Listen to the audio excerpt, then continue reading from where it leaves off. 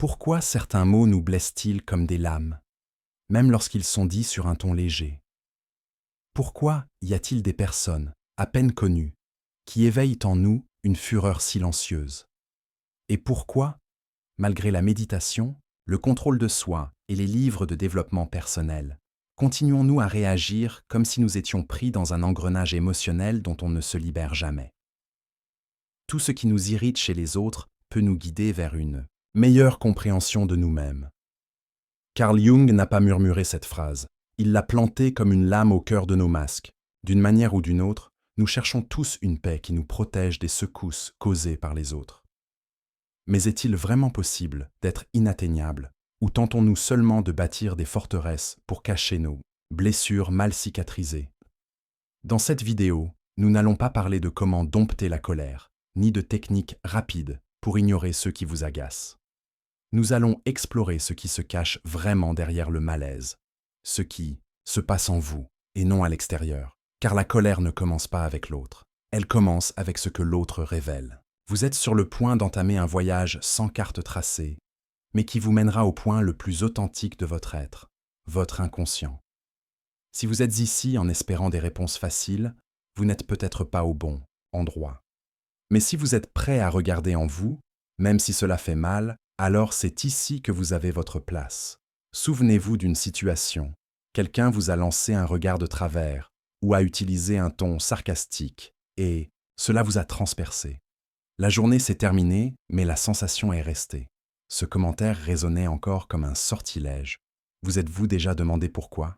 Carl Jung croyait que la colère n'est pas une faille de personnalité. C'est un symptôme, un signal, une invitation. Personne ne vous fait perdre le contrôle.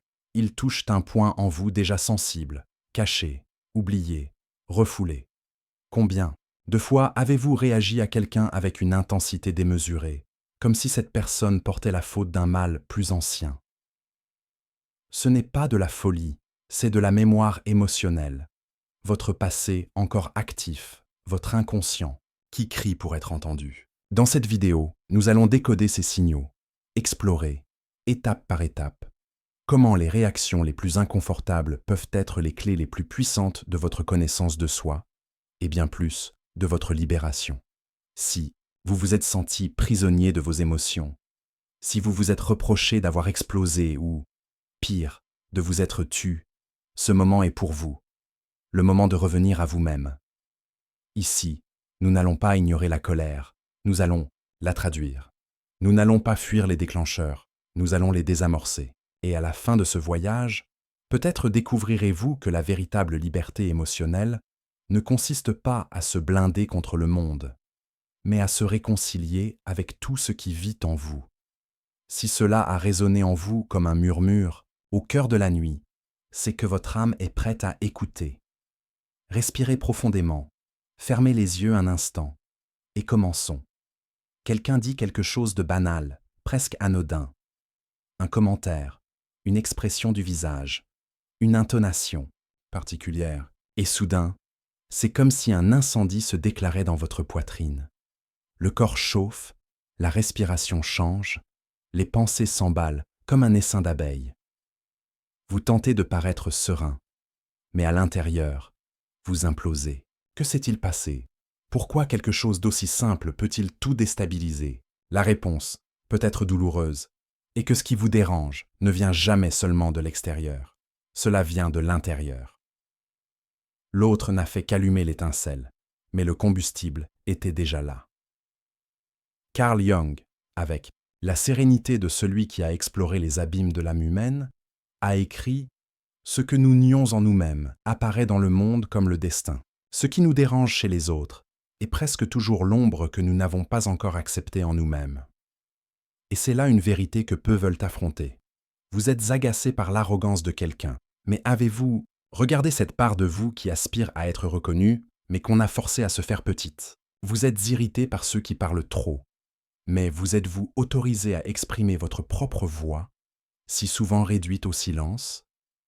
Vous vous sentez envahi par des personnes trop intenses, mais avez-vous accueilli cette part de vous, qui ressent trop, qui veut trop, qui aime trop? La colère, l'agacement, le mépris sont comme des alarmes. Il ne signale pas ce qui ne va pas chez l'autre, il pointe ce qui est endormi ou emprisonné en vous. C'est pourquoi les tentatives de rester zen échouent si souvent. Il ne suffit pas de respirer ou de compter jusqu'à 10. Il faut écouter ce que cette colère essaie de dire. Il ne s'agit pas de feindre l'indifférence, c'est de la répression. Il ne s'agit pas non plus d'exploser, c'est de la projection. Le chemin proposé par Jung est celui de l'intégration. Ressentir, oui, mais avec lucidité, avec présence, avec courage. Imaginez-vous face à quelqu'un qui vous a toujours dérangé. Pensez à cette personne maintenant. Qu'est-ce qui vous agace précisément? Le ton, l'attitude, la supériorité, la manipulation. Allez au-delà de la surface. Demandez-vous, qu'est-ce que cette personne révèle sur moi? Peut-être montre-t-elle la peur de ne pas être à la hauteur. Peut-être évoque-t-elle la douleur de n'avoir jamais été entendue. Peut-être met-elle en lumière votre besoin de validation pour vous sentir exister. Et cela n'est pas une faiblesse, c'est l'humanité. La vérité que personne ne veut entendre, la voici. L'autre n'est pas le problème, il est le messager. Et nous passons tant de temps à tirer sur le messager que nous oublions de lire le message. Il est plus facile de blâmer, plus confortable de souhaiter qu'il change. Mais la véritable révolution ne se produit pas quand les autres se comportent comme vous le voulez, elle arrive quand vous n'avez plus besoin qu'ils agissent d'une certaine manière pour que votre paix reste intacte. Colère, gêne, irritation. Ces mots sont lourds de sens, mais en réalité, ce ne sont que des façons pour l'inconscient de dire « Hé, il y a quelque chose ici que tu n'as pas encore regardé ». Jung posait un regard sans jugement, un regard qui accueille, qui désarme, qui éclaire. Il ne s'agit pas de vaincre la colère, mais de l'écouter jusqu'à ce qu'elle n'ait plus besoin de crier. Il ne s'agit pas de tout tolérer en silence, mais de comprendre si profondément qu'il n'y a plus rien à quoi réagir. Alors, la prochaine fois que quelqu'un vous dérange, arrêtez-vous, respirez.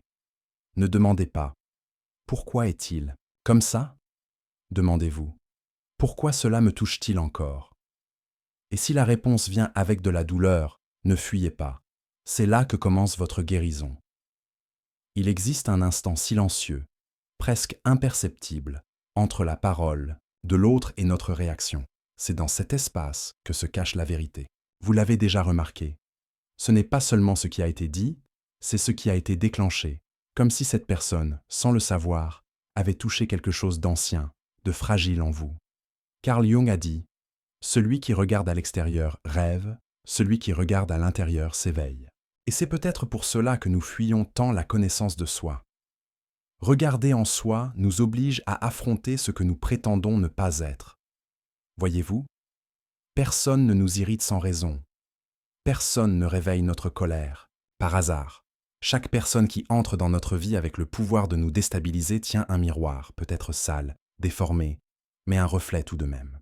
Imaginez-vous face à quelqu'un que vous méprisez, un collègue manipulateur, un parent arrogant, une ancienne relation qui continue de brûler en vous. Maintenant, demandez-vous, que représente cette personne pour moi? Que me montre-t-elle? Que je n'ai pas encore accepté en moi?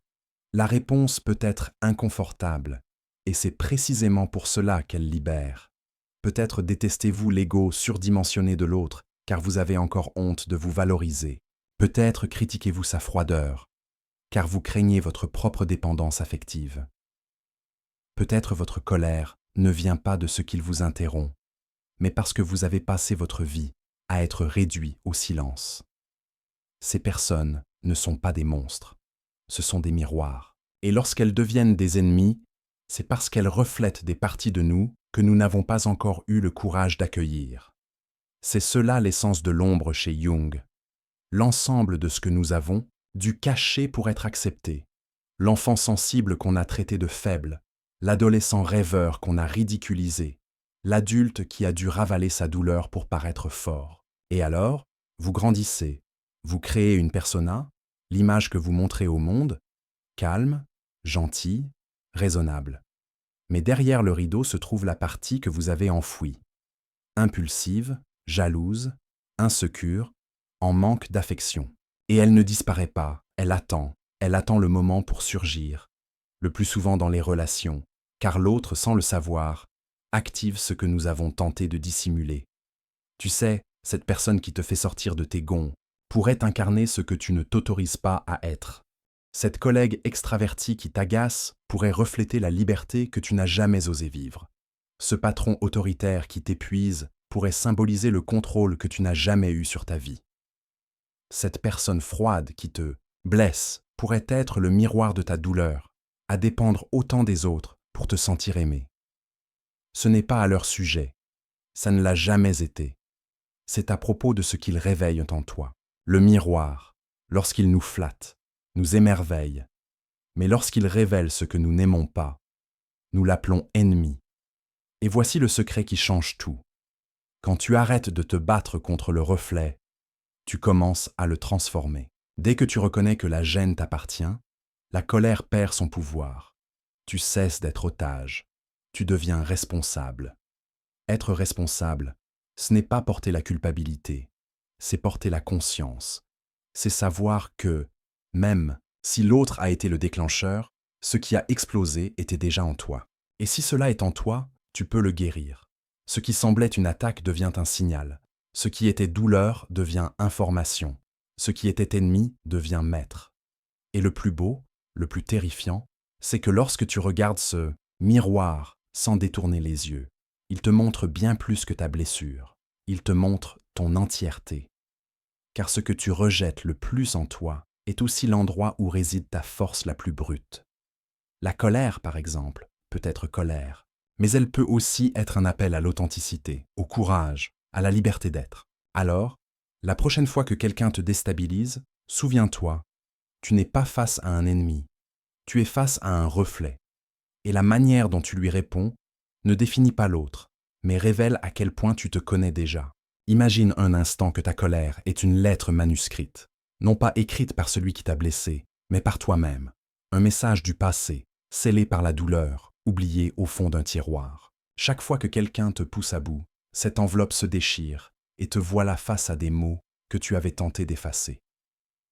Carl Jung disait « On ne devient pas éclairé en imaginant des figures de lumière, mais en rendant l'obscurité consciente. » La colère, c'est cette obscurité qui t'appelle par ton nom.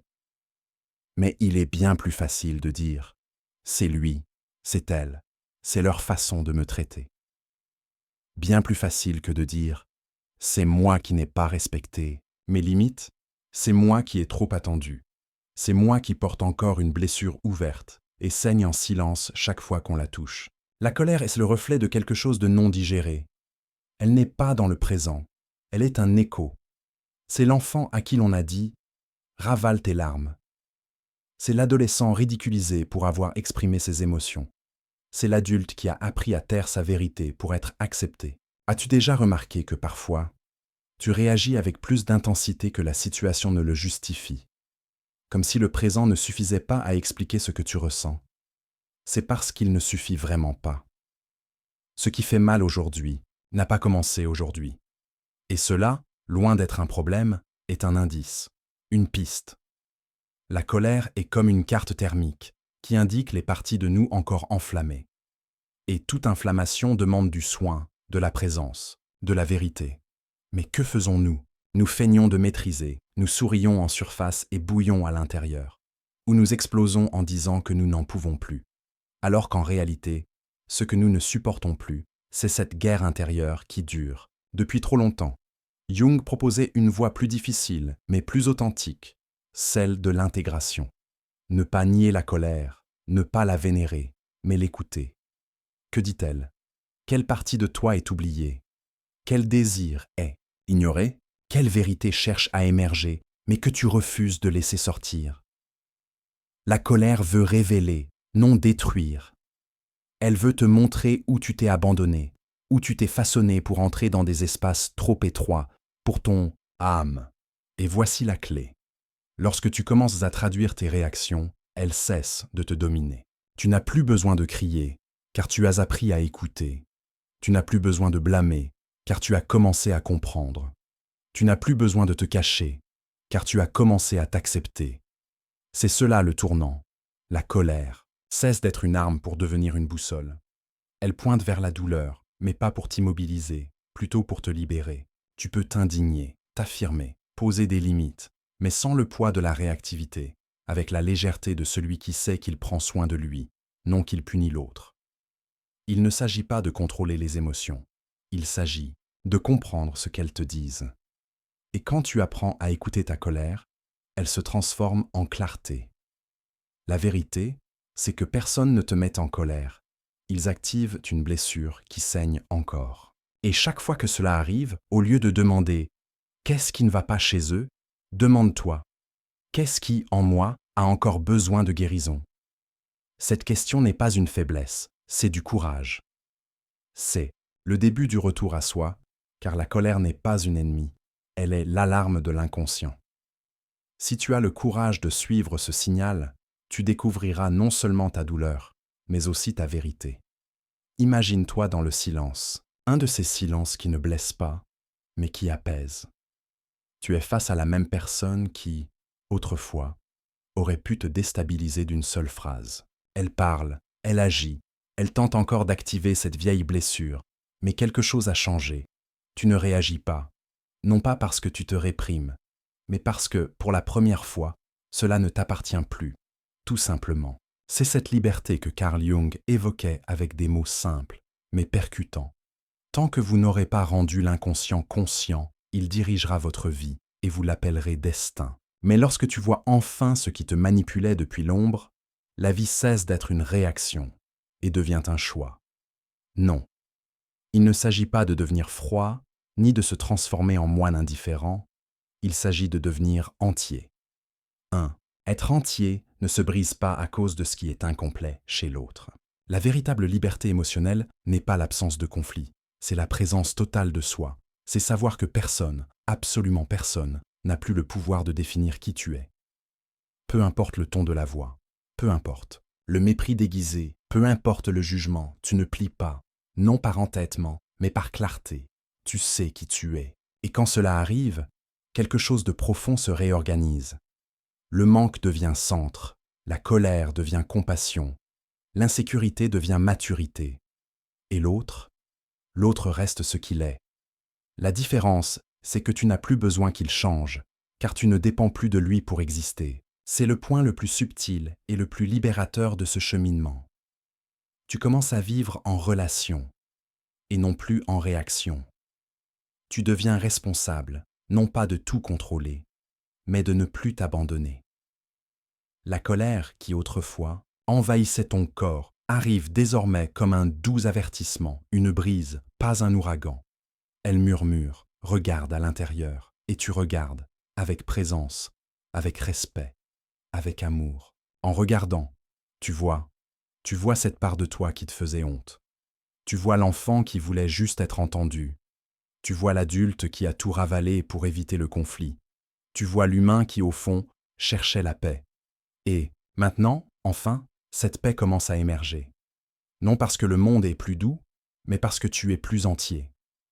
La liberté émotionnelle, ce n'est pas ne rien ressentir, c'est tout ressentir et malgré tout, rester présent, intègre, enraciné. Tu cesses d'être une marionnette des regards, des mots, des rejets.